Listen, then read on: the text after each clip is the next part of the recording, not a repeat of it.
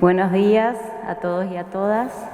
Como decía el locutor, damos inicio a una segunda jornada de este 19º Encuentro Iberoamericano de Magistradas, lo cual es un encuentro que nos permite continuar generando diálogos y construcciones colectivas sobre saberes jurídicos que nos permiten reforzar este derecho al cuidado desde el aspecto regional iberoamericano y también en cuanto a la construcción colectiva de nuestros poderes judiciales. Esto permite también fortalecer y continuar dando pasos firmes sobre una justicia con perspectiva de género. En este cuarto panel, que se va a tratar el derecho al cuidado en su interseccionalidad, vamos a escuchar en primer lugar a Rodrigo Jiménez Sandoval, quien representa la Fundación Justicia y Género de Costa Rica. Tiene un extenso currículum, pero destacando en forma de resumen, decirles que es licenciado en Derecho por la Universidad de Costa Rica, magíster en Administración de Negocios por la Universidad de San Diego, California, es catedrático de la Universidad Autónoma Centroamericana. Le cedo la palabra. Bueno, muy buenos días a todas y a todos. No, pero no te preocupes. Bueno, sí, está bien. Perdón. Vas a poner en... Bueno, pues mientras estamos en la parte técnica, bueno, un saludo a todas y a todos. Para la Fundación Justicia y Género, tener ya 19 encuentros de magistradas en diversos países de América Latina, pues es un gran logro de este trabajo que han venido haciendo las señoras magistradas y ministras de los más altos órganos de justicia de Iberoamérica. En este año, en el 2023, gracias, no, ese no es, en el año 2023, el trabajo que estamos realizando es sobre el derecho al cuidado. Como bien lo decía la doctora Mora, el derecho al cuidado es una agenda fundamental para promover el derecho a la igualdad de las mujeres en nuestro continente. A mí me toca entonces hablar un poco del tema de la interseccionalidad del derecho al cuidado. El tema de la interseccionalidad surge de los movimientos feministas y más que todos los movimientos afrofeministas que les dicen a las mujeres blancas que el patriarcado y la discriminación y el sexismo, ellas los viven en forma diferenciada a las mujeres blancas. ¿Por qué? Porque sufren múltiples discriminaciones, ya no solo por ser mujer, sino también por ser afrodescendiente. Y así es como se empieza a desarrollar esta metodología. Esta metodología busca ayudar a entender la manera en que conjuntos de diferentes identidades, todas y todos los que estamos acá tenemos diversas identidades, somos únicas y únicos, seres humanos únicas y únicos. Dentro de esas identidades tenemos la identidad etaria. La edad nos determina nuestra identidad y va evolucionando. Cuando seamos adultas mayores o adultos mayores, va a cambiar nuestra identidad, que era diferente cuando éramos jóvenes y éramos personas jóvenes. Si fuéramos afrodescendientes o de pueblos indígenas, nuestras identidades también van a variar. Entonces hay una serie de elementos que nos pueden decir si estamos más cerca del poder y que ejercemos más privilegios o estamos cada vez más alejados del poder y sufrimos mayores discriminaciones. Entonces es una metodología de un análisis que tomemos en cuenta esas diferenciaciones que tienen los seres humanos. Para comprenderlo, elegí un caso que está sucediendo actualmente en Costa Rica.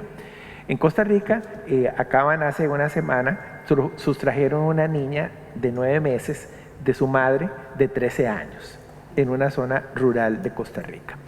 Entonces, lo primero es que tenemos que tener en cuenta que es una niña de 12 años que queda embarazada. En Costa Rica, una niña de 12 años que queda embarazada es una violación. ¿Estamos claros? Es una niña que sufrió una violación. En el sistema educativo, porque vean que estamos hablando que hay un sistema de cuidados y más en el ámbito de la niñez es un sistema de protección integral o un sistema de protección integral a la niñez en general. El sistema educativo detectó, el sistema educativo y de salud denuncian el hecho al Ministerio Público. O sea, hay una denuncia de que hay una niña embarazada de 12 años y que tienen que investigar. Pero el Ministerio Público y el Patronato Nacional de la Infancia, que es el ente rector en el ámbito de la niñez, no actuaron. La niña madre sale a vender unos productos y le sustraen a su hija de 9 meses. Se confirman debilidades en la investigación por parte de la Policía, de Investigación Judicial, Ministerio Público, tanto de la violación sufrida por la niña, que no investigaron, y de la sustracción de la bebé. Vean que aquí hay elementos importantes desde la interseccionalidad. Niñas, zona rural, mujeres. ¿Ok? Y esa es la respuesta que la misma sociedad le da al cuidado. Se evidencia la mala praxis del Patronato Nacional de la Infancia para proteger a la niña madre. Y se comprueba que el padre de la bebé era el compañero de la niña madre. Perdón, se comprueba que el compañero de la madre de la niña madre, perdonen, es el sospechoso de la violación. Es hasta que la niña sustraída desaparece que le hacen la prueba de ADN y resulta que era el padre. Entonces hay un móvil ahí de desaparición para que no le hicieran el examen de ADN supuestamente a la niña. Este caso lo traigo para que veamos cómo se analiza la metodología de la interseccionalidad. Entonces, como les decía, todos nosotros tenemos identidades múltiples, formas por varios factores. Entonces yo soy un hombre, ya entrando a la adultez mayor, pero con una discapacidad. Esos 3 elementos influyen en mi identidad, no sé si me explico. Entonces tal vez el tener una discapacidad me hace poco hombre en un sistema patriarcal, porque los hombres tenemos que ser valientes, fuertes, protectores, pero si uno tiene una discapacidad no va a poder ser muy fuerte, va a tener que ser protegido, etc. Eso cambia el análisis que tenemos que hacer dentro del elemento de los cuidados. Entonces las personas pertenecemos a más de una comunidad a la vez y pueden experimentar opresiones y privilegios. Entonces hay unas que son de la República Dominicana, otras son de Colombia. Esa es parte también de la identidad. No sé si me estoy dando a entender, es parte de nosotros. Y busco abordar las formas en las discriminaciones que crean desigualdades que estructuran las posiciones relativas a los hombres y las mujeres. Es una metodología de análisis que tenemos que tomar en cuenta en el cuidado. No es lo mismo el cuidado de una persona mayor, de una niña, de una persona en fase terminal que requiere cuidados paliativos, etc. Entonces tenemos que considerar ese contexto histórico, social, político y también reconocer las experiencias individuales de cada uno de nosotros. Volviendo al caso, existe supuestamente en la Convención sobre los Derechos del Niño un sistema de protección integral, donde la sociedad es la responsable de cuidar a esta niña de 9 meses que está desaparecida y a esta madre niña de 13 años que le sustrajeron y que fue violada. O sea, tenemos ahí 2 víctimas que tenemos que estar claros que son. Entonces, el sistema de protección integral incluye a la familia. Veamos a ver desde la interseccionalidad qué pasó con el padre, la madre, los abuelos, los hermanos, los tíos. ¿Será que no sabían que le habían violado? ¿Será que desconocían cuál era la situación de esa situación de la niña de 12 años que quedó embarazada? Pero también las comunidades son partes del sistema, ¿o no? La familia, las amistades, las compañeras, los vecinos, pero el Estado también. El Estado es parte de esa corresponsabilidad. Patronato Nacional de la Infancia, el Instituto Nacional de las Mujeres también que hizo, el Ministerio de Educación, los servicios de salud de los hospitales donde parió, los organismos de investigación judicial, el Ministerio Público y hasta que también se detectó que la denuncia se presentó en los tribunales de familia y estaban de vacaciones. Se presentó en diciembre, estaban en vacaciones. ¿Qué pasó de diciembre a esta fecha? Entonces las partes del caso son las partes revictimizantes, hay una revictimización del sistema de cuidado, ¿verdad que sí? El Patronato Nacional de la Infancia, el organismo de investigación judicial, el Ministerio Público y hasta el mismo sistema de impartición de justicia. Los victimarios, haciendo el análisis de la interseccionalidad. El padrastro de la niña, que es el violador, es el principal victimario. La madre de la niña puede ser una víctima victimaria. Vean qué interesante, porque ella puede ser que ella detectó la violación y todo eso, pero se descubrió que el tipo era un agresor y hay indicios de que hay violencia de pareja. Entonces vean que eso tenemos que incorporarlo en el análisis de la interseccionalidad. Pero también hay otro punto bien interesante. Nadie ha hablado del padre de la niña madre. No sé si me explico. Invisibilizado. Él tendrá la responsabilidad de la corresponsabilidad del cuidado de esa niña madre de 13 años. Yo creo que sí. ¿Dónde estaba? ¿Qué pasó? ¿Por qué no actuó? Y luego tenemos las víctimas. La niña madre, mujer niña de educación básica, rural, con requerimientos de cuidado. Bebé, una bebé de 9 meses, en situación de dependencia y requerimientos de cuidado en una zona rural, hija de una madre adolescente. Lastimosamente esta niña, bebé de 9 meses, no la han localizado. Y ya la policía dijo que hay una alta probabilidad de que ya no la localicen viva, porque una niña de 9 meses no va a sobrevivir si la dejaron abandonada en algún lugar. Y luego la abuela, víctima de la violación de pareja, de la violencia de pareja, perdón. Entonces vean que tenemos un análisis desde la interseccionalidad que nos lleva a concluir que el hombre blanco heterosexual entre 30 y 45 años sin discapacidad, católico, con recursos económicos, es el que tiene el poder. Y ese es el análisis de la interseccionalidad. No es solo un análisis hacia la víctima, sino también tenemos que hacer un análisis del responsable y de las victimarios.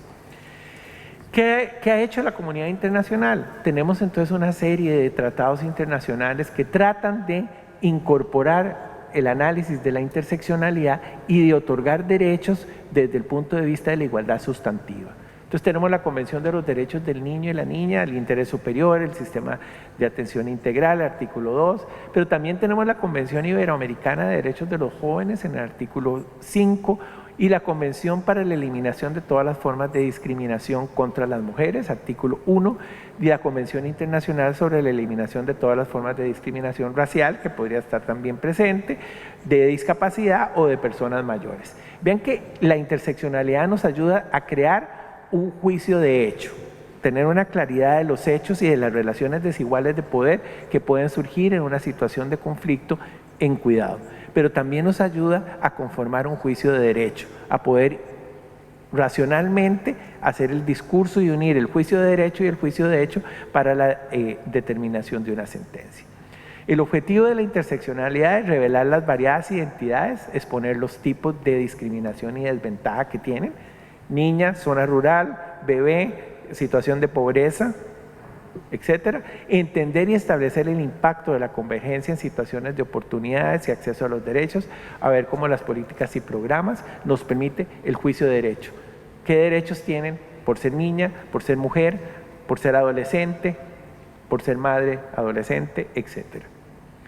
Los objetivos de la interseccionalidad es construir planteamientos en favor de una igualdad sustantiva, fundamental para la argumentación jurídica y para la impartición de justicia, y cambiar la postura analítica con respecto al pensamiento dicotómico. Nos habla entonces un esquema binario, no binario, del análisis de la perspectiva de género. Las mujeres son muy diversas y las relaciones desiguales de poder entre las mujeres también existen y entre hombres también. Y eso lo tenemos que tomar en consideración cuando vamos a impartir justicia. ¿Cómo aplicarla? Pensar de otra forma acerca de la identidad, la igualdad y el poder. Detrás de nuestras identidades hay relaciones de poder. Siempre van a haber relaciones de poder naturalizadas. Sí, muchas son muy naturalizadas y ni nos damos cuenta, que es lo peor, ¿verdad que sí? Ni nos damos cuenta que, por ejemplo, el mandato del cuidado es de las mujeres y todas las mujeres, la sociedad patriarcal dice, es una mala madre. ¿Qué es ser una mala madre? Una mala madre supuestamente es la que tiene que renunciar a todo a su proyecto de vida, a ser humano, para ceder todos los derechos a la familia, como ser una buena esposa. No sé si me explico, todos esos parámetros que existan. Implica centrarnos no en la categoría predeterminada o en asuntos aislados, sino que lo que define nuestro acceso a los derechos y a las oportunidades. Tenemos que ver toda esa globalidad para poder hacer el análisis. Y eso nos da diferentes tipos de poder. Y eso quiero que ustedes hagan un análisis individual. Estas interseccionalidades nos da un poder para la potencialidad para influir en la vida propia. ¿Hasta qué punto podemos nosotros influir en la vida propia o no estamos influidos por los mandatos patriarcales de ser buenas madres, de ser buenas esposas? Hay que replantearse muchísimo la concepción patriarcal de la maternidad. ¿Qué significa ser una buena madre? No desde el patriarcado. Poder de capacidad para generar ideas y el poder sobre la fuerza, la fortaleza, el control, el dinero, la clase, el abuso que se le asigna a los hombres en el sistema patriarcal. Entonces vamos a encontrarnos que ese sistema patriarcal va a poner en una gran situación de desventaja a las poblaciones sujetas de cuidado y responsables del cuidado. O sea, vean que estamos en el cuidado, hay diversas relaciones desiguales de poder. Quien le asignan el cuidado está en una relación de relación desigual de poder, porque se lo asignaron. Entonces, Julita, mamá, tiene que cumplir. Punto. No hay ningún cuestionamiento. Pero por otro lado, quien cuida tiene poder sobre el que cuida. No sé si me estoy dando a entender. O sea, también hay una relación de poder. ¿Cómo aplicarlo? De abajo hacia arriba. Siempre tenemos que hacer un análisis de abajo hacia arriba, desde lo micro hacia lo macro, tomando en consideración esas relaciones de poder para tener claridad en la construcción del juicio de hecho y poder utilizar el juicio de derecho correctamente. El análisis debe tratar de revelar cómo determinadas políticas, prácticas configuran las vidas de las personas afectadas, distinguiéndolas de otras que por el contrario no se encuentran bajo la influencia de los mismos factores. En este caso, que estamos hablando de esta niña de 9 meses y esta niña de 13 años, solo un análisis de la interseccionalidad viene a debilizar las fallas del sistema, los privilegios de quienes tienen poder y las desventajas, desigualdades, exclusiones y violencia que sufren estas poblaciones. Muchas gracias.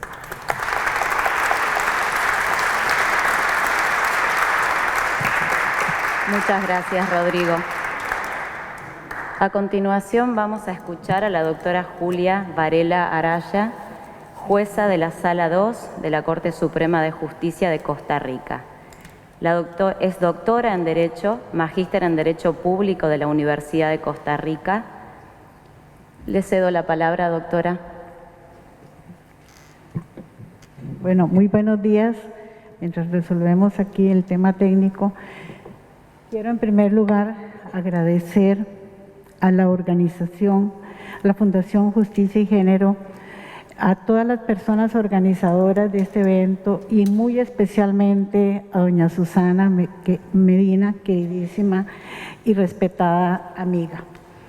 También quiero agradecer las palabras que nos dio hoy doña Alejandra Mora, querida amiga, a doña Alda Facio, un saludo también muy especial a doña Roxana Arroyo, a doña Andrea, por las palabras que han expresado hoy.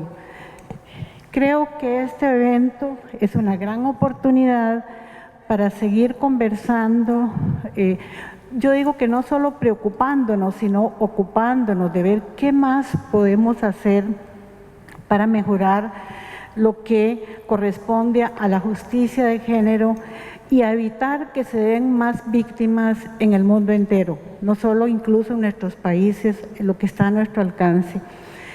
Hoy don Rodrigo nos ha traído un tema, ha puesto sobre la mesa un tema que es muy doloroso para nosotras como mujeres, como profesionales de nuestro querido país Costa Rica. Estamos en esa situación que él nos ha señalado y lamentablemente, pues de verdad que nos mueve las entrañas. Se siente una impotente en qué poder hacer para mejorar. pero lamentablemente eso es lo que tenemos, pero sí que nos debe servir para reflexionar y ver instar a todas las autoridades que les compete atender estas situaciones, evitarlas de manera tal que se pueda tener espacios más seguros para las personas y especialmente a los más vulnerables. Me toca el tema que he presentado sobre el Estado, la comunidad, las empresas como corresponsables del cuidado de niñas, personas adultas mayores y personas con discapacidad. ¿Por qué este tema? Cuando don Rodrigo me habló de este tema en su momento, me pareció lindísimo tratar de investigar un poquito cuál es la situación que vivimos en nuestro país sobre este tema. ¿Será que el Estado está siendo autosuficiente, está haciendo todo por medio de las autoridades competentes para mejorar los escenarios de nuestras ciudadanas y ciudadanos? Porque aquí involucra a todos. Todo también desde la óptica de qué es lo que podemos hacer nosotros en el tema de género. ¿Qué se ha hecho? Tenemos en Costa Rica un fuero de protección para las mujeres trabajadoras. Hago más el enfoque de familia y derecho laboral porque mi especialidad básicamente es en el derecho laboral. Tenemos entonces que en Costa Rica, desde el año 90, tenemos una ley de promoción de la igualdad social de la mujer. Bueno, ve que hoy tenemos un caso que tiene una relación con esto. ¿Qué ha pasado con en este caso que nos presentaba don Rodrigo, con esa madre, abuela? ¿Cuál era la situación? ¿Cuál es la situación real que ha presentado? Pero luego, si me da chance, vamos a comentar un poquito. ¿Cuáles son las protecciones que se le han dado a la mujer trabajadora? El tema de la licencia que también, y para el hombre, ¿es responsable o no el hombre en el cuidado de los hijos desde que están en gestación, a la madre y luego a los hijos? ¿O es que solo le corresponde a la madre? Por supuesto que la respuesta es no. Esto le corresponde tanto al padre, a la madre, como incluso los familiares tienen que estar alertas en estos procesos y el Estado no escapa a tener obligaciones. Bueno, digamos que aquí se observa, tenemos una evidencia de que el Estado de alguna manera actuó en esto y generar propuestas que ya ahora son ley en el tema de la licencia de paternidad para que el hombre también se involucre en el cuidado de los primeros días, un mes, que es que vamos a ver qué es lo que finalmente tiene. Entonces, estos hombres tienen que estar involucrados, es responsabilidad de todos, es que no es solo de la madre. Yo creo que ya dijimos hace rato, alto, aquí no son solo las mujeres las responsables de la crianza, educación de los hijos, sino que también los padres también tienen que estar involucrados. Por lo tanto, en este caso concreto ya se legisló en Costa Rica, pero ¿será eso suficiente? Vamos a ver. Tenemos aquí unos datos interesantes de información que surgió de algunas empresas. Por ejemplo, salió una publicación en el año 20 que decía: en Costa Rica un tico gozará de 6 meses de licencia de paternidad. Esta es su historia y su gran privilegio. Se trata de un señor que se dijo que se sentía el más feliz del mundo porque en su empresa le iban a dar 6 meses para estar acompañando a su esposa, a su pareja, para ayudar en el cuidado de los primeros meses de edad de esa persona, de ese niño. ¿Qué pasa entonces con esa licencia de cuidado de las personas?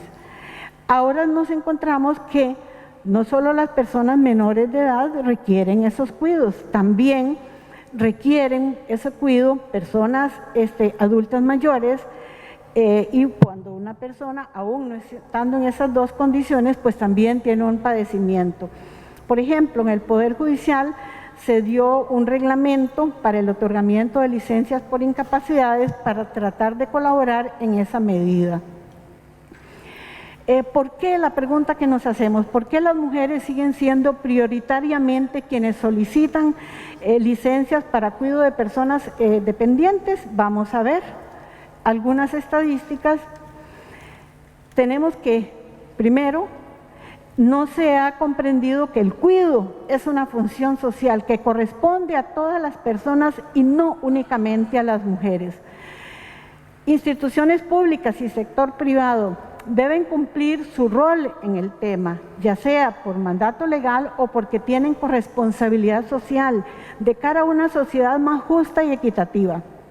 El caso que les presentaba de la noticia, donde empresas, lamentablemente no todas, pues tratan de dar de visualizar esa responsabilidad que tienen. El proceso educativo, desde la primaria y hasta la universidad, y especialmente la educación ciudadana sobre la corresponsabilidad de las personas y de la sociedad como un todo, es un tema que le planteaba incluso a don Rodrigo ayer. Me parece que ya es hora de que enfoquemos también otras estrategias de ver cómo podemos lograr que estos objetivos se puedan cumplir. Entonces vamos a preguntarnos cuáles son las consecuencias de una cultura de cuidado asignada a las mujeres. Tenemos los siguientes. Primero, la procreación y crecimiento de los hijos. Limita el acceso al trabajo, como bien lo dijo don Rodrigo. Limita la formación y crecimiento profesional. Y pongámonos en el caso concreto que lamentablemente tenemos en el escenario. Fíjense que esta persona, incluso la madre, abuela, la tenemos como una víctima también de un proceso de violencia, una persona que, por los indicios que tenemos, no ha tenido oportunidades ni de educación, ni de formación, ni de independencia económica. Y eso también ha generado en alguna medida, digo yo, creo, visualizo que ese es uno de los aspectos que está incidiendo. Asumen entonces el cuidado y atención de otras personas, padres, pareja y progenitores por afinidad. Entonces casi que la sociedad dice, oh, ojo, un momentito, es que son las mujeres las más adecuadas, como quien dice, somos las que tenemos más capacidad de cuidar como si fuéramos enfermeras innatas, ¿verdad? Como que ya naciéramos con ese don y que los hombres no. Entonces tenemos, vean estos datos, por ejemplo, gestiones presentadas durante el 2020 en el Poder Judicial, que es el que tengo más cercano de estos datos, solicitudes planteadas por mujeres 96, un 73.85%, solicitudes planteadas por hombres para cuidado apenas 34, o sea un 26.15%, total de solicitudes 130. ¿Qué nos dice esto? Nos dice que incluso los hombres piden menos permisos y fíjense qué interesante, porque entonces si ustedes se ubican en un escenario laboral, es donde también esto se convierte por los efectos en un factor negativo para el acceso al trabajo de las mujeres en edad de trabajar. Entonces, ¿por qué? Porque normalmente, y lo puedo decir con conocimiento de causa, en la jurisdicción laboral vemos cómo las mujeres son las más afectadas en el acceso al trabajo porque es que se piden muchos permisos para cuidar al niño, para llevarlo al médico, para cuidar a sus padres, en fin. Porque nosotros seguimos todavía con esa cultura que somos las obligadas a atender esto. Entonces los empleadores, por ese efecto, les dan menos acceso, por esas razones. Entonces vean que de ese total de 130 licencias de cuidado, tan solo una cuarta parte de ellas provino de funcionarios, o sea, más funcionarias judiciales pidieron permiso para cuidar que funcionarios. Tenemos cuáles son las personas que requieren esos cuidados, padres, madres, de acuerdo a los permisos, un 70 casos, 54%, hijos e hijas 30, para 30 niños a cuidado, 23%, esposos, esposas y compañeras 30, un 23%. Vea que aquí también, el tercer punto sería por enfermedades que surgen en la vida real. ¿A quién cuidan las mujeres y a quién cuidan los hombres? Tenemos entonces que de esos 96 gestiones, para cuidar a padres y madres eran 56, para un 58%, para cuidado de hijos e hijas, 22, un 22,90%, esposos, esposas y compañeros, un 18, o sea, un 18,75%. ¿A quién cuidan las mujeres y a quién cuidan los hombres? Aquí en el caso de las mujeres, un total de 34 gestiones, tenemos que para cuidar a padres o madres un 41,20%, hijos e hijas un 23%, esposos, esposas y compañeros o compañeras un 30%. En el caso de estos porcentajes actuales de la población costarricense por protección especial del Estado, tenemos que los menores de edad se clasifican entre 0 y 18 años, 28% de los que se pidió permisos, personas adultas mayores, que son las más de 65, un 8,90%, y personas con discapacidad de todas las edades que pueden darse un 18,20%.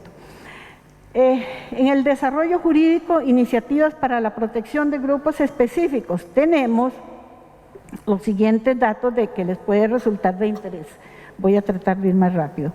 Tenemos entonces esa protección especial de grupos, se encuentra garantizada la familia en el artículo 51 de la Constitución Política, que establece la familia como elemento natural y fundamental de la sociedad, tiene derecho a la protección especial del Estado. Igualmente tendrá derecho a esa protección la madre, el niño, la niña, las personas adultas mayores y las personas con discapacidad. Lamentable el caso que nos presentó don Rodrigo. Aquí es claro que la Constitución se convirtió en letra muerta. Es por los efectos, lamentablemente.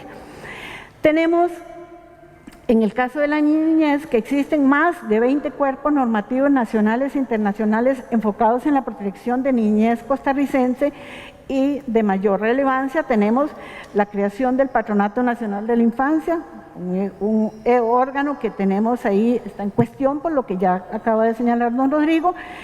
La Ley de Pensiones Alimentarias, otro gran tema también jurídico, el Código Niñez y Adolescencia y estas otras normas que ahí lo tienen, para no detenerme por cuestiones de tiempo.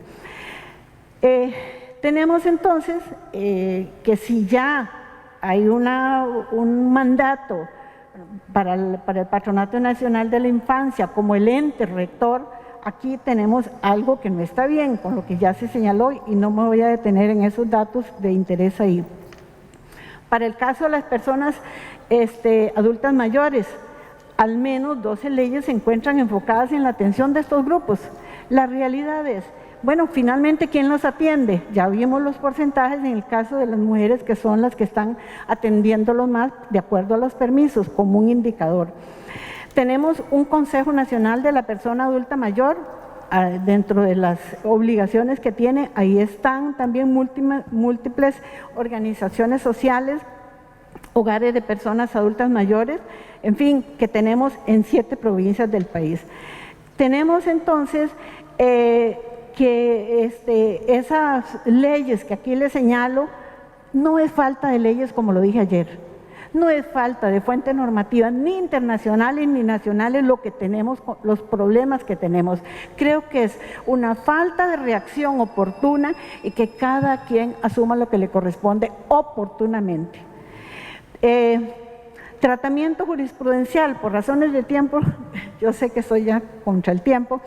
Tenemos que se ha pronunciado, por ejemplo, la Sala Constitucional sobre licencia para el cuidado de menores de edad. Ahí está el voto, no me voy a detener a leerlo, ustedes este documento lo tienen ahí para que lo analicen con cuidado.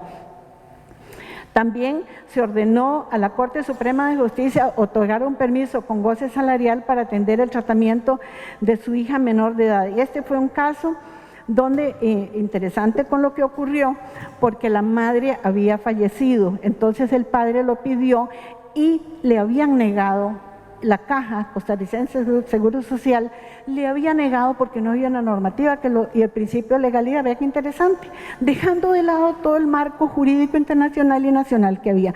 Por dicha que la Sala Constitucional en este caso sí le dio la tutela. Entonces dijo, no, fallece la madre, este padre está obligado, tiene esa corresponsabilidad en el cuidado de esa menor. Aquí también tenemos otro pronunciamiento de interés para que lo vean, ese voto 15.127 del 2016. Tenemos otros votos que aquí les cito sobre el tema de la corresponsabilidad en la educación de la persona menor de edad. Es que también la educación, las autoridades de los encargadas del tema de educación en nuestro país y en cualquier otro deben de abordar este tema como corresponde. El tema aquí es otro pronunciamiento sobre el acceso al crédito de personas adultas mayores, un tema interesante también, ahí tienen ustedes ese voto. El vínculo entre ambos adultos mayores en albergues de cuidado también es un voto de interés que ahí les estoy poniendo. Y eso del tema de la licencia se ha pronunciado también en la Sala Constitucional sobre el cuidado de personas adultas mayores. Y siempre fíjense que esto relacionado la mayor parte de los casos con gestiones que han hecho las mujeres. ¿Y qué nos dice eso? Que seguimos siendo las mujeres las que pedimos estos permisos para cuidar. Eso se refleja constantemente. Este era un caso de una funcionario del MEP con limitaciones visuales, es otro tema de interés que ahí tienen el voto. Y aquí una cuestión interesante, este pronunciamiento del 2020 de la Sala Segunda es sobre la madre con discapacidad que no pierde la autoridad parental. Aquí era más bien que se lo querían quitar porque ella tenía una discapacidad y se le dijo, tiene esta persona ese derecho, esa obligación y por lo tanto no se le puede negar, hay que darle la tutela. Otros casos aquí, por ejemplo, pensión para persona menor de edad con trastorno generalizado del desarrollo Asperger, problemas de aprendizaje y amigdalitis. Y aquí en este voto de la Sala Segunda también se le dijo que la incapacitan y limitan su desenvolvimiento. Esto fue para efectos de darle una pensión. Tenemos entonces que hay estos votos también que vienen a aplicar normas internacionales y nacionales. Queda claro que sí hay mucho que se puede hacer y dar esa tutela. Aquí hay otros votos que ahí se los dejo también. Y reflexiones finales. Yo considero lo siguiente, que el Estado, por ser un Estado costarricense, un Estado social de derecho, por mandato constitucional y porque tiene un mandato ineludible, tanto por fuentes normativas internacionales como nacionales, tiene responsabilidad en la garantía de los derechos fundamentales y legales de las personas menores de edad, adultos mayores y de quienes tienen discapacidad. Lamentablemente, vuelvo al caso que nos decía don Rodrigo, aquí vemos algo no está bien. Que no basta con tener fuentes normativas que obliguen al Estado y a los entes rectores en la atención de estos tres grupos de población, sino que por medio de estructuras legalmente establecidas para tutelar los derechos de los grupos antes señalados, y en alianza con la empresa privada deben hacer efectivos los derechos de la referida población. Considero que esa corresponsabilidad con respecto a los derechos y cuidados de los citados grupos también es de la comunidad. Me pregunto, este caso que tenemos en escena, ¿es que la comunidad actuó? No, bien lo dijo don Rodrigo, no respondió. Aquí hay una tolerancia, como decimos en Costa Rica, se hacen de la vista gorda, les vale. Aunque es una obligación de denunciar cuando tenemos normas en ese sentido, de denunciar cuando escuchamos que en el vecino de la par hay gritos, hay golpes, hay algo que no está haciendo bien, el deber de auxilio también. Entonces tenemos también, y concluyo con esto, que los empleadores públicos y privados no deben ser un obstáculo en el tema de los permisos a las personas trabajadoras cuando lo requieran para atender las necesidades de cuidado y atención de personas ubicadas en los tres grupos señalados. Que los datos estadísticos son la evidencia del patrón cultural predominante de que las mujeres asumen como normal que son ellas quienes deben solicitar los permisos laborales para atender los requerimientos de sus hijos y otros familiares cuando lo requieren, y eso debe cambiar para lograr la equidad de género en el tema. Otra de las reflexiones que hago sobre este tema es que la coparentabilidad es un mecanismo jurídico y por ello jurídicamente exigible para la equidad de género. Convertirlo en una realidad exige un importante aporte por parte del derecho constitucional de familia y derecho constitucional laboral. Ese principio no excluye la corresponsabilidad directa del Estado, de la comunidad, ni de las empresas públicas o privadas en el cuidado, no solo de los menores, sino de los integrantes de los otros dos grupos. En síntesis, podemos decir que aquí estamos fallando. Hay que ser honestos y honestas. Estamos fallando, y yo no sé si en vuestros países, pero por lo menos nosotros, desgraciadamente, y tengo que decirlo con bastante dolor, estamos viendo que aquí hay un incumplimiento por omisión, que también hay responsabilidad del Estado. Entonces, alerta, tenemos que actuar a través de la educación, tenemos que actuar quienes tienen las obligaciones legalmente establecidas, pero también la sociedad, el vecindario, las familias, no solo padre, madre, aquí también involucra tíos, tías, hermanos, hermanas, todos, porque la sociedad es de todos y todos estamos obligados a cuidar a las personas que más lo requieren. Muchísimas gracias. Muchas gracias, doctora Julia. A continuación, doctora Mónica Roque. Mónica es médica especialista en medicina general, es presidenta de la Asociación Latinoamericana de Gerontología Argentina, es magíster en Administración de Sistemas de Salud y Seguridad Social con especialización en tercera edad. Doctora, es muy extenso su currículum, si usted me permite voy a tomar puntos centrales. Es magíster en Dirección y Gestión de Sistemas de Seguridad Social por la Universidad de Alcalá, España. La escuchamos, por favor. Bueno, muchísimas gracias. Primero agradecer a la Fundación Justicia y Género por la invitación, a Rodrigo especialmente, y a todas las personas que organizaron esto. Y como escucharon, soy médica, no tengo nada que ver con lo jurídico. ¿Qué? Muy importante. Así que agradezco esta flexibilidad en poder pensarla. Primero, en poder pensar que hay alguien que no sea abogado o abogada que pueda venir a hablar acá, ya me parece genial. Y por otro lado, poder introducir el tema de las personas mayores. Como el tema es la interseccionalidad, lo que hablábamos con Rodrigo, que era importante contarles a ustedes cómo estamos pensando desde la interseccionalidad, por ejemplo, las políticas de género.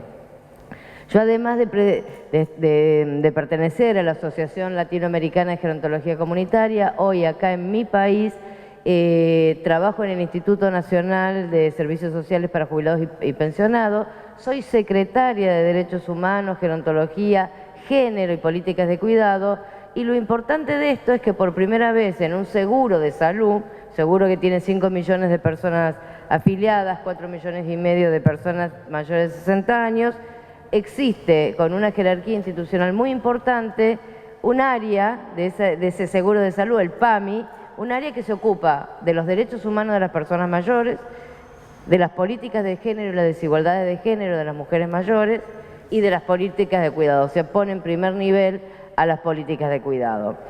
Y entonces ustedes dirán, bueno, pero ¿por qué tomamos esta decisión o se tomó esta decisión cuando asumió la gestión actual? En primer lugar, porque nosotros tenemos una convención interamericana que protege los derechos humanos de las personas mayores, que en el año 2015, el 15 de junio del 2015, fue aprobada por la OEA, que en el 2017 la República Argentina ratificó. Bueno, trabajamos un montón con Costa Rica, es una de nuestras aliadas en el tema de la convención. Ya hay 10 países de la región que tienen ratificada la convención y por lo tanto estamos trabajando para poner en marcha el comité de seguimiento, pero que además en mi país no solamente la ratificó, sino hace poquitos meses le acaba de dar jerarquía constitucional. Por lo tanto, violar un derecho humano de una de las personas mayores de mi país es violar la Constitución.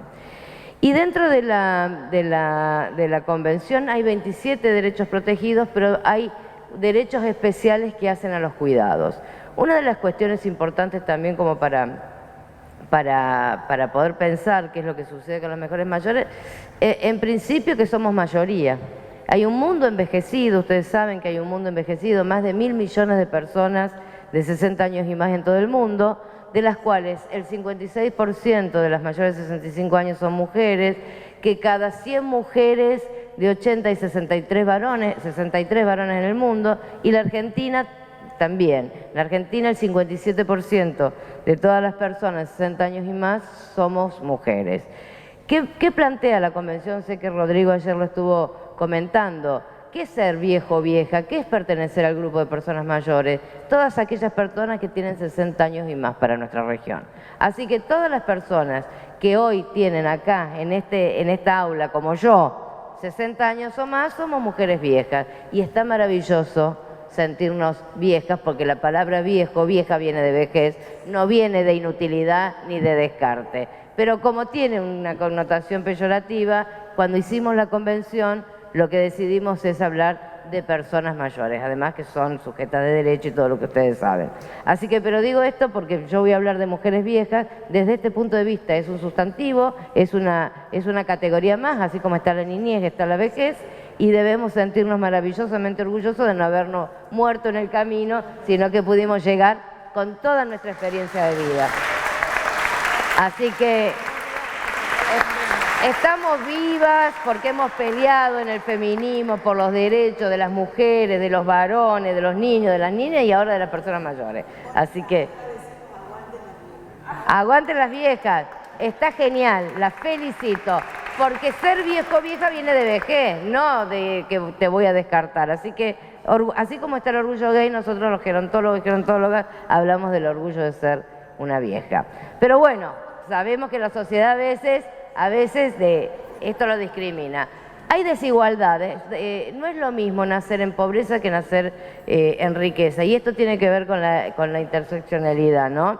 Una de esas desigualdades, por ejemplo, las mujeres mayores son más pobres que las mujeres más jóvenes, ¿no? Si ustedes ven, bueno, yo de hecho tengo que ponerme los lentes para ver, pero por ejemplo en América Latina, las mujeres de 75 años y más duplican en pobreza a las mujeres de 26 a 40. Se dice que el hecho de llegar a la vejez a todas las personas, pero fundamentalmente a las mujeres, directamente nos empobrece. Caemos en la pobreza al cumplir o llegar a la vejez. En Europa, por ejemplo, la brecha en pensiones, así como está la brecha en salarios, la brecha en pensiones es del 23%, continente rico. Cuando la brecha en pensiones, o sea, mujeres mayores de 65 años con respecto a varones mayores de 65 años, cuando la brecha salarial es del 16%. O sea que miren ustedes cómo la edad aumenta esa brecha. Por lo tanto, llegar a la vejez es llegar a veces en peores, bueno, en general casi siempre, en peores condiciones que los varones. Por otra parte, contarles que las mujeres vivimos más que los varones, no sé si esto lo saben, en promedio 6 años más que los varones, bueno, por muchos motivos, no quiero decirlos acá, después en todo caso lo podemos seguir comentando, pero al vivir más que los varones lo hacemos con mayor discapacidad, con mayor enfermedad crónica, con mayor pobreza y con menos redes para atendernos en las políticas de cuidado. Entonces, digo esto, es muy importante en el mundo de los cuidados tener en cuenta que a quien más vamos a tener que cuidar es a las mujeres. Por otro lado, no es lo mismo nacer en un país rico que en un país pobre. Las mujeres que nacen en un país rico tienen 19 años más de vida que las mujeres que nacen en un país pobre. O sea que vayamos viendo, ¿no?, las desigualdades. Por eso cuando nosotros tuvimos la posibilidad, yo formé parte del comité redactor de la convención, ahí les muestro los países que han ratificado, en el artículo 2 planteamos lo que significa la discriminación múltiple, porque no hay grupo más discriminado en toda la humanidad. El más discriminado de todos son las mujeres mayores del colectivo LGBT, porque sumamos discriminaciones a lo largo de toda la vida. Si sos pobre, si además sos pobre y tenés una discapacidad, si además sos pobre afrodescendiente, una discapacidad, y sos mujer, y si además sos pobre afrodescendiente, tenés una discapacidad, sos mujer y sos una mujer trans o sos una mujer lesbiana. Ese es el grupo más discriminado. Por eso la interseccionalidad en la temática de la vejez es fundamental, porque no llegamos en las mismas condiciones ni tenemos los mismos cuidados o las mismas redes. Bien, por eso en el artículo 5 de la Convención Escribimos especialmente esto y somos el instrumento jurídicamente vinculante más progresista del mundo y nos enorgullece a los países que hemos ratificado la Convención. ¿Por qué? Porque así como prohibimos la discriminación por edad, que además es el único instrumento que lo prohíbe enfáticamente, la discriminación por edad, que esto sucede y podemos contar millones de ejemplos a diario de la discriminación por edad, también se prohíbe la discriminación por género, por orientación sexual y por identidad sexual. Por ejemplo, la esperanza de vida en mujeres cis en mi país es de 81,4 años. La esperanza de vida en mujeres trans va de 35 a 40. O sea que ya ahí tenemos una gran discriminación con respecto al colectivo LGBT. Pensemos, si vamos sumando, como les dije anteriormente, la discapacidad, que también el artículo 5 lo prohíbe, la pobreza. Así que cuando pensamos en la vejez hay que pensar en toda esta interseccionalidad. Y el otro artículo importante que plantea la Convención es el artículo 12. Para nosotros, los que trabajamos primero, los que somos mujeres mayores o personas mayores y los que trabajamos en política de cuidado, hoy es un derecho humano. Los cuidados a largo plazo están consagrados como un derecho humano en la Convención Interamericana que protege los derechos humanos de las personas y que ratificó mi país y le dio jerarquía constitucional. Así que esto hay que tomarlo, ¿no?, de una manera especial, digamos. Hoy violarlo es violar un derecho humano.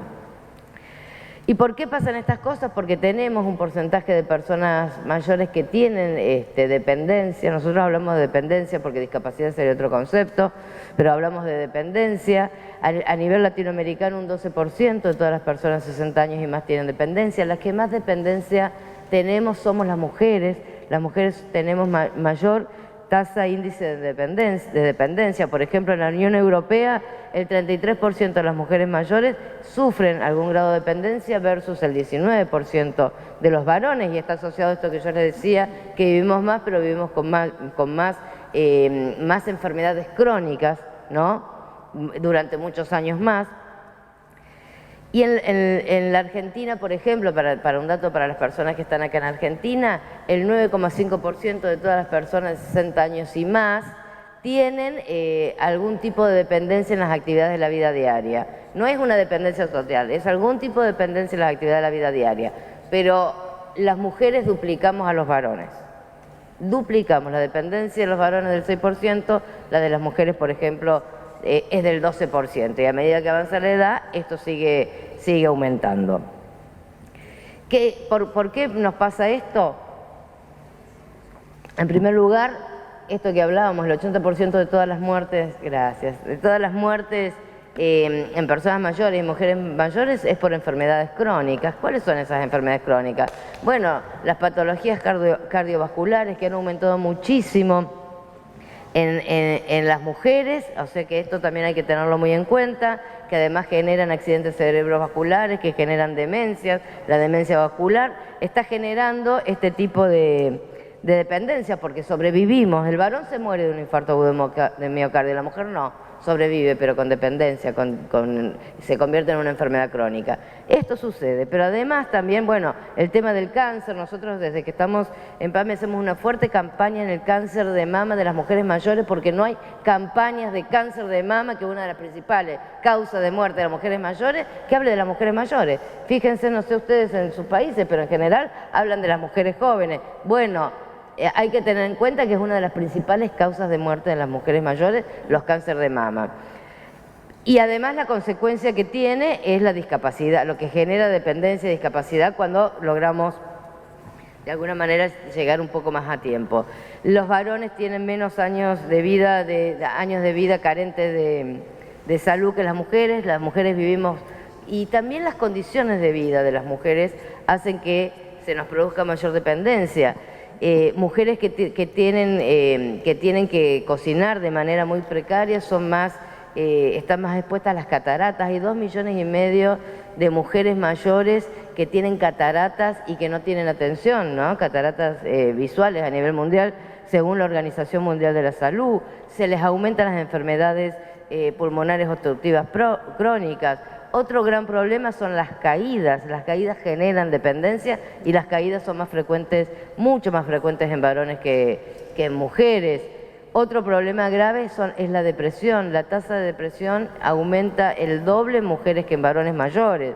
La soledad, como nosotros vivimos más años, enviudamos, nosotros padecemos más la soledad que los varones. Y el colectivo LGBT también tiene muchas más dificultades. El tema de las violencias de género, un tema sumamente invisibilizado. Miren ustedes, ONU Mujeres hizo un estudio entre 2019 y 2020 de 106 países del mundo, investigó cuáles eran las encuestas que había y que relevaban la prevalencia de violencia de género en las mujeres. Todas llegaban hasta los 49 años. Nadie investiga la violencia de género después de los 50 años, como si milagrosamente desapareciera. Los pocos estudios que hay nos muestran de que la violencia no solamente existe, sino que es alta, es altísima, inclusive la violencia sexual, que está absolutamente invisibilizada, y la violencia y los femicidios. Bueno, la violencia económica sin ninguna duda, la violencia económica, la violencia psicológica, la violencia física, pero también, porque se le quita el erotismo y la sexualidad a una mujer mayor, la violencia sexual. Miren, el 144, que es una línea de denuncias que tenemos a nivel país, pero la de Provincia de Buenos Aires sacó la última estadística que sacó, que el 11% de los pedidos de ayuda fueron por abusos sexuales de mujeres mayores de 60 años. Los femicidios, que cómo se tratan los femicidios en nuestros medios de comunicación y la propia sociedad. Cuando hay un femicidio de una mujer joven es un horror. Cuando hay un femicidio de una mujer mayor, matar a una abuelita o matar a una jubilada. No se horrorizan de la misma manera. Entonces esto hay que ponerlo en agenda, porque seguimos siendo mujeres aunque seamos mujeres viejas. No es que dejamos de ser mujeres y nos convertimos en otra cosa cuando cumplimos 60, 70, 80. Ya me está quedando poco tiempo, que no llegue el papel, que no llegue. Pero les digo algo que hicimos nosotros en PAMI, justamente porque está invisibilizadísimo el tema. Nosotros hemos creado, ya hace un año y unos meses que tenemos en funcionamiento, el primer centro de abordaje a las violencias de género y diversidad sexual en la vejez. Es un centro especializado. Tenemos, por un lado, lamentablemente, decir que tenemos muchísimos casos, pero también, por otro lado, afortunadamente, decirle que de esos muchísimos casos hoy tienen respuesta y tienen abordajes. Y que le hemos puesto al centro, es el primero en la región, en América Latina y Caribe, y esperamos que todo el mundo pueda hacer más de estos centros. Le hemos homenajeado con el nombre de Eva Giberti y queremos que todas las personas puedan tomar contacto con nuestro centro, pedirnos ayuda. Trabajamos muchísimo con la OBD, yo contaba a algunas compañeras, nos derivan casos, trabajamos un montón con la OBD, pero no invisibilicemos la violencia de género ni en la diversidad ni en las mujeres mayores. Ya me queda ¿cuánto? 3 minutos, entonces hay mucho para decir. Imagínense que es un tema sumamente apasionante. El otro tema, ¿quién más vamos a cuidar? Y ahí lo decía la doctora, yo veía las estadísticas, el 50% de todas las personas que hay que cuidar de todas las edades son mujeres mayores. ¿Y quién las cuidan? Otras mujeres. Hoy tenemos mujeres de 90 años cuidando a hijas con demencia, porque el Alzheimer es 3 veces más frecuente en las mujeres que en los varones, cuidando a hijas con demencia, mujeres de 90 años. Y no hay un soporte específico sobre la política de cuidado, excepto el que sí da PAMI, pero en general, si no tenés PAMI, no tenés ningún tipo de ayuda. ¿Y quiénes cuidan en primer lugar? Bueno, el cónyuge cuida en primer lugar, pero en segundo lugar la hija mujer, la nuera, y en último lugar el hijo varón. Por lo tanto, también ahí volvemos a cargar con la temática del cuidado. Y está comprobado también en algunos estudios que aquellas mujeres que cuidan a sus padres de 55 a 67 años, por ejemplo, tienen que disminuir su trabajo remunerado y también corren el riesgo de caer en la pobreza. Ya estoy terminando. Decirles que la tarea del cuidado obviamente que es una tarea importantísima tanto para los niños, las niñas, como para las mujeres mayores, pero ¿qué pasa cuando una mujer tiene que cuidar a sus niños y a sus niñas? Sale del trabajo formal, se dedica al trabajo no remunerado. Entonces ya algunos países, y mi país ya hace un poco más de un año, ha sacado por decreto de que por cada hijo o hija se compute un año de previsión social.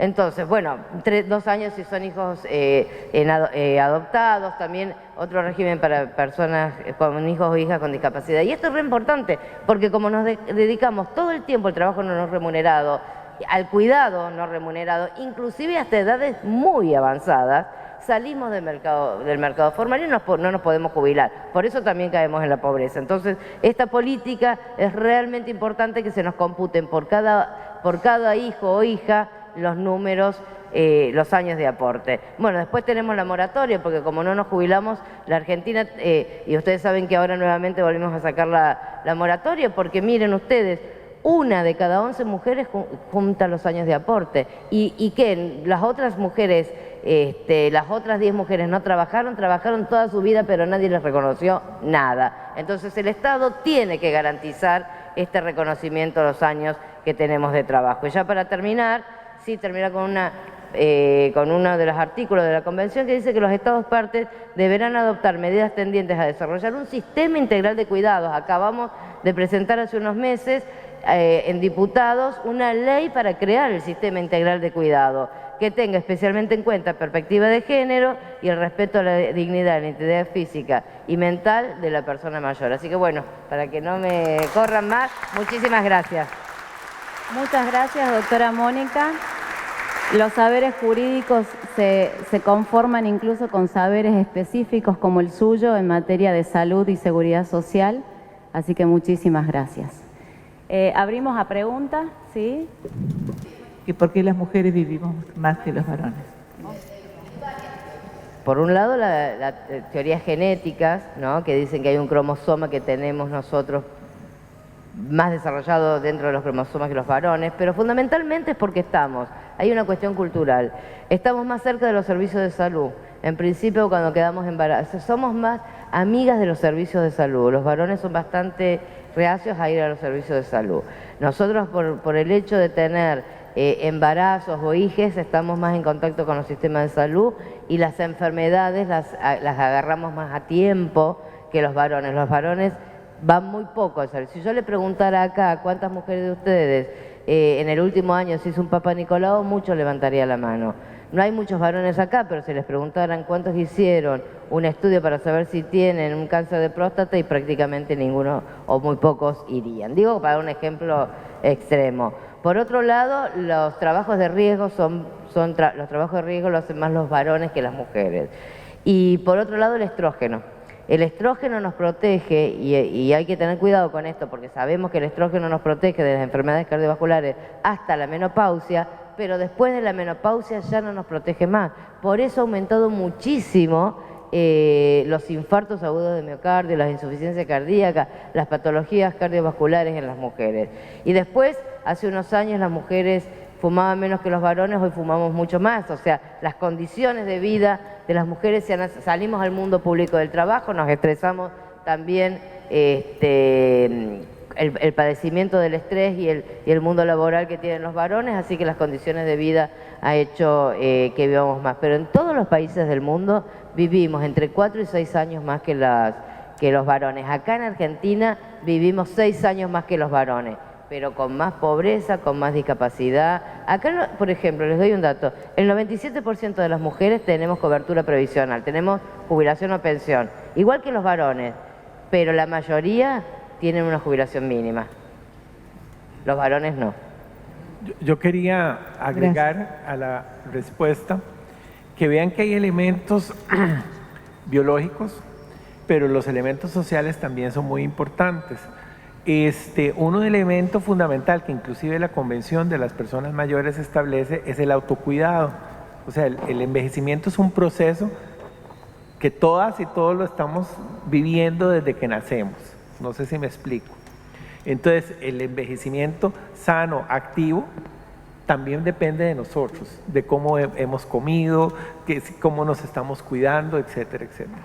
En el ámbito de las construcciones de las masculinidades, el sistema patriarcal afecta también a los hombres, y esto creo que es fundamental que lo tengamos claro. ¿Quién muere más en homicidios? ¿Hombres o mujeres? ¿Quién sufre más violencia delincuencial? ¿Hombres o mujeres? ¿Quién muere más por suicidios? 85% de las muertes por suicidios la tienen los hombres. ¿Quién tiene más muertes por accidentes de tránsito, accidentes laborales? ¿Quién muere más por cáncer gástrico, por cáncer de pulmón, etcétera. Entonces, esas construcciones donde a los hombres no nos han enseñado a autocuidarnos, porque también es una responsabilidad de todas y todos cuidarnos, los hombres no la tenemos, como Mónica lo decía. Los hombres no acudimos mucho a los servicios de salud, no tenemos salud preventiva, etcétera, y generamos también un montón de actos para demostrar que somos supermanes y supermachos que nos ponen en alto riesgo. ¿Alguna otra pregunta? Sí, escuché que en el organismo judicial de Costa Rica ustedes trabajan con ese tema del cuidado ¿es algún acuerdo interno o es una ley en Costa Rica? Y cuando dan esa autorización, ¿la hacen con salario o con cese de salario? Me pareció muy interesante, ¿verdad? Porque que es innovador y es necesario porque esa generación que nos estamos viendo, ¿verdad? Hemos trabajado muy duro y a la larga parecemos, así lo veo yo, como un carrito viejo que si no nos falla el sistema eléctrico, nos falla el motor, ¿verdad? Y estamos en eso, pero seguimos trabajando. Pero nuestros padres necesitan a veces cuidado. Los que tienen posibilidades pues pueden pagar un enfermero o una enfermera, pero no todos lo pueden hacer y me llamó la atención que el personal administrativo también tiene ese derecho a un permiso por cuidado.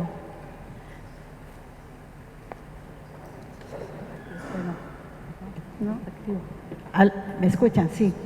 Muchas gracias por la pregunta. Sí, fíjense que, bueno, yo les di datos de lo que ocurre, digamos, de los indicadores que tenemos en el Poder Judicial, que es digamos, de donde se recabó esa información, pero puedo decir con conocimiento de causa también lo que nosotros observamos a través de la ejercicio de la judicatura en materia laboral, que ya yo tengo de ejercer la judicatura desde el año 89.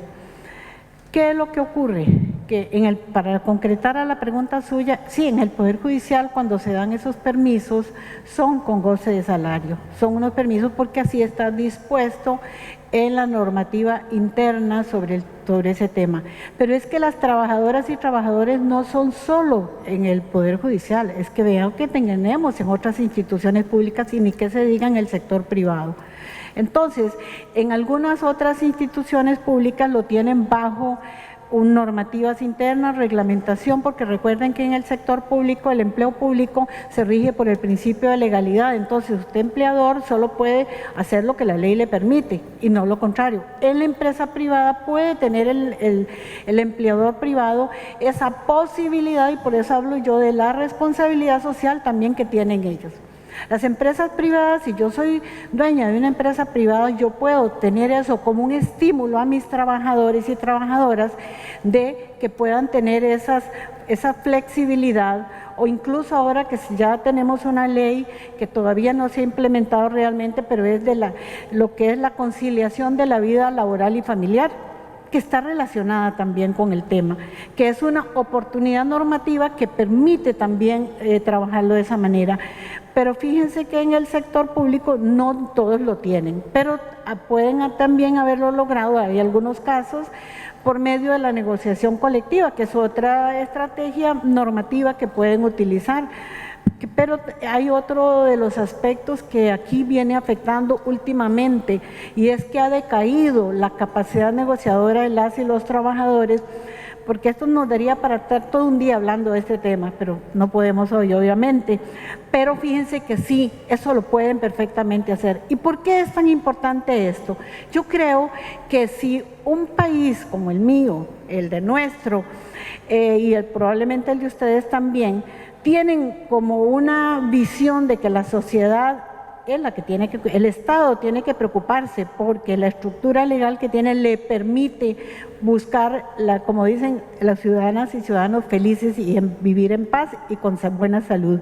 Entonces, si es responsabilidad del Estado preocuparse, un Estado social de derecho como el nuestro, fíjense que es más conveniente incluso tener una población saludable, tener una población donde se dé un trato equitativo y justo, eso es un factor también de paz para un país. Pero cuando eso no ocurre, yo digo que a veces son las estrategias políticas que no son las mejores, las estrategias en los centros laborales que no son los mejores, y lejos de ayudar a generar una mayor productividad, se convierten en un problema y además arrastran a la sociedad como tal, arrastran a las familias y se viola en alguna medida o en gran medida lo que dice el artículo 51 constitucional que ya le leí. Entonces tenemos esas circunstancias, esos hechos concretos, esas normativas que permiten hacer más de lo que se está haciendo, y creo que esto, no sé, en vuestros países, probablemente esa podría ser una buena estrategia. Y cuando yo hablo también en el tema de la educación, ¿por qué la educación es tan importante? Nosotros tenemos que empezar, y yo creo que por ahí podría ser una ruta, de procurar nosotras mujeres que estamos trabajando en este tema, procurar que en nuestros países se enfoque en la atención desde la mediana, digamos, las primarias, más bien desde el kinder casi, un poquito ir progresando en capacitar a nuestras futuras y futuros ciudadanos. ¿Capacitarlos en qué sentido? En los derechos, en las obligaciones, en el derecho a decir no a la violencia, en el derecho a decirle, incluso en la misma familia, ¿por qué no?, a poder empoderarles para que esas personitas, esos jóvenes, esos futuros profesionales vayan con una visión de justicia y de respeto a ellos mismos y respeto a los demás. Yo creo que es mucho lo que se puede hacer. Yo creo que es un reto importante que tenemos todas las personas que jugamos el rol de educadores en las diferentes instancias, podemos hacer mucho. No sé, no creo que sea el total, pero ese es un enfoque, por lo menos una visión que yo tengo sobre lo que podemos hacer. Y desde este grupo de trabajo que tenemos nosotras las mujeres de juezas y jueces y de otros órganos jurisdiccionales, podemos hacer mucho. Podemos emprender por esa ruta. Creo que esa podría ser una estrategia. Les dejo sobre la mesa esa inquietud y yo le planteaba ya a don Rodrigo que todavía no les puedo decir que la tengo estructurada, pero tengo esa idea como una estrategia que creo que puede ser funcional, que puede dar efectos, que puede tener resultados a futuro, porque no es solo aplicar lo jurisdiccional, es prevenir. Dicen, y los que saben mucho de esto, que es más económico prevenir que buscar soluciones cuando ya se dio el problema. Muchas gracias. Sí.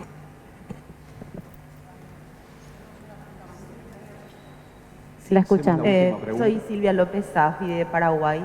Quiero destacar excelente panel, realmente muchísimos temas y que son un desafío. Una pregunta para la doctora Mónica Roque. Entendí que en el caso de la depresión es mayor el número de hombres que padecen. Perdón, en el caso de la depresión. No, mujeres. Entonces, ahí quiero anclar un poquito en el tema de las cuestiones de género y de lo que decía Rodrigo. Vamos a suponer, en Paraguay tenemos, por ejemplo, un promedio de vida de mujeres, es cierto, de 5 años más, acá escuché que es de 6 años más de vida. Pero en el caso de la depresión, y según las investigaciones, no es que, hablo de Paraguay, los hombres no padezcan en un número también importante, sino que es lo que ustedes decían, que no acuden a los centros, entonces están esas cifras invisibilizadas. Aparecen esas tasas de suicidios, como decía Rodrigo, que son muy altas en hombres, y en mujeres no es que no existan, pero claro, la depresión también es un número importante. Claro que obedece a otras causas como los roles de género, las exigencias, el rol de proveedor, por ejemplo. Entonces quería entender un poco mejor la cuestión de la depresión, tanto en hombres como en mujeres. Muchas gracias. Sí, seguro que, hola, se escucha, seguro que hay un subregistro en los varones, porque los varones van menos a la atención. De todas maneras, los estudios que hay a nivel mundial, y nosotros tenemos acá un estudio también en Argentina, nos hablan de que las tasas de depresión se duplican en las mujeres que en los varones. Sobre todo también se hace un análisis indirecto a través de el consumo de ansiolíticos, ¿no? y de remedios para la presión, pero sin duda hay un subregistro porque los varones no van. Y quiero sí abonar esto que vos decís, lo que dice Rodrigo, la cultura patriarcal, si bien perjudica mucho más a las mujeres que a los varones, perjudica a los varones. Los varones se mueren antes, que están en deporte de riesgo, en trabajo de riesgo, la mayoría de la delincuencia es varonil, no digo, hay infinidades de riesgos que la cultura somete a los varones. O sea que cuando hablamos de romper una cultura patriarcal, es en beneficio de todos y todas, y de todes. Acá usamos también el E para hacer un lenguaje inclusivo, absolutamente de todes, porque nos perjudica a todes. ¿Sí? Yo quería agregar nada más que el pertenecer a una población que ha sido excluida, discriminada, violentada, etcétera, ya es un impacto en la salud mental. O sea, nosotros no podemos negar los datos existentes de las dificultades que tienen las mujeres para realizar su proyecto de vida en un contexto discriminatorio que impacta, querramos o no, la salud mental de las mujeres. Y desde el punto de vista de las masculinidades, es muy interesante cuando uno habla de la salud mental masculina. ¿A quién le hablan los hombres sus problemas? Generalmente al compañero que está tomándose un trago en el bar, que no lo conoce, que no sabe quién es, pero le cuenta todas sus angustias. Entonces, las construcciones sociales en la salud mental también son muy importantes. Bueno, para dar fin al panel, muy enriquecedor y muchísimas gracias. Hemos tratado el derecho de cuidado, el cual es un derecho humano fundamental que ha sido receptado en los diferentes sistemas jurídicos de la región y que el cual permite, formando parte del sistema de responsabilidad parental, garantizar el goce y el ejercicio de todos los demás derechos. Quiero decir que en el desempeño de nuestra función judicial como jueces y juezas, al resolver un conflicto es importante conocer estas distintas realidades para que al momento de resolver el conflicto que se nos presenta, realizar una categoría analítica entendiendo las diferentes capas que integran esta interseccionalidad para justamente garantizar esos derechos. Interseccionalidades que se manifiestan en la niñez, en las infancias, en las mujeres adultas, en los migrantes, las migrantes, en las personas con discapacidad y en la pobreza. Esto es muy enriquecedor, así que agradecer principalmente, y me permito agradecer estar en este panel y formar parte, agradecida a la Corte Suprema de Justicia de la Nación, a la Oficina de la Mujer, al Superior Tribunal de Justicia de la Provincia de Entre Ríos, a su presidenta, doctora Susana Medina, a la Fundación de Justicia y Género y a la Asociación de Mujeres Juezas de la Argentina por este valioso encuentro. Muchísimas gracias.